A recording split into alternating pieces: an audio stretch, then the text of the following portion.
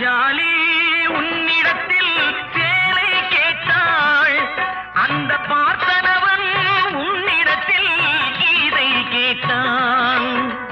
நான் இருக்கும் நிலையில் உன்னை என்ன கேட்பேன், இன்னும் நன்மை செய்து துன்பம் வாங்கும் உள்ளம் கேட்பேன்.